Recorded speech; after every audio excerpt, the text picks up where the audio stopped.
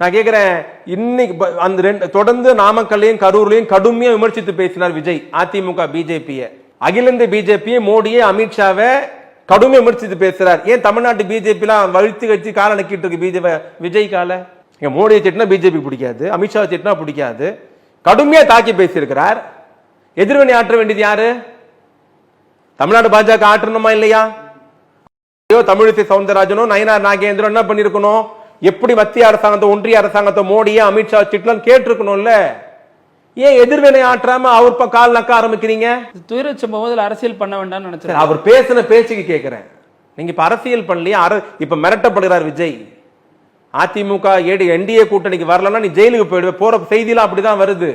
ஒரு பக்கம் செய்தியா ஒரு குருமூர்த்தியை பார்த்தாருன்னு வருது. இதுவரைக்கும் விஜய் மறுக்கவே இல்லை, பார்த்தாரா இல்லையான்ட்டு. குருமூர்த்தி மறுத்திருக்காரு, அவரு மறுத்திருக்காரு, இவரு ஒன்னும் மறுக்கல. குருமூர்த்தியை நம்பி போனவன் கதெல்லாம் தெரியாதா? அதை பத்தி நம்ம யோசிக்க வேண்டியதே இல்லை. நாங்கள் அதிகாரப்பூர்வமா சொல்லிட்டு இருக்கோம் அப்பத்துல இருந்து விஜய் ஒரு ஆர்எஸ்எஸ் ஏஜென்ட்னு. அதை உண்மை நிரூபிச்சிருக்காரா? இன்னைக்கு மத்திய அரசின் உளவு ஏஜென்சி நிறுவனம் விஜயை சுத்தி இருக்கு.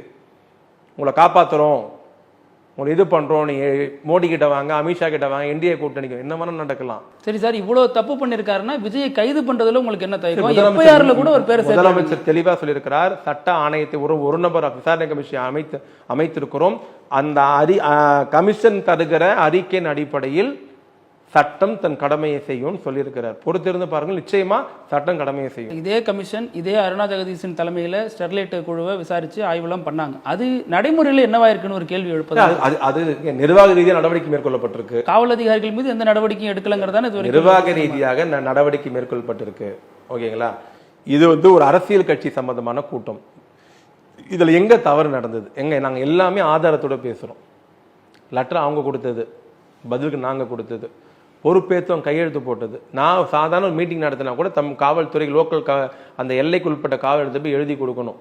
இவ்வளவு பேர் வருவாங்க, இவ்வளவு கூட்டம் நடக்கும், இது நடக்கும், ஏதாவது அசம்பாவிதம் நடைபெற்றால் அதுக்கு பொறுப்பு ஏற்றுக்கொள்கிறேன். இது ஆர்ப்பாட்டம், உண்ணாவிரதம், கூட்டம் எது நடந்தாலும் ஒருவர் அந்த டிஸ்ட்ரிக்ட் செக்ரட்டரியோ அல்ல மண்டல பொறுப்பு யாரோ ஒருவர் எடுத்துப்பாங்க.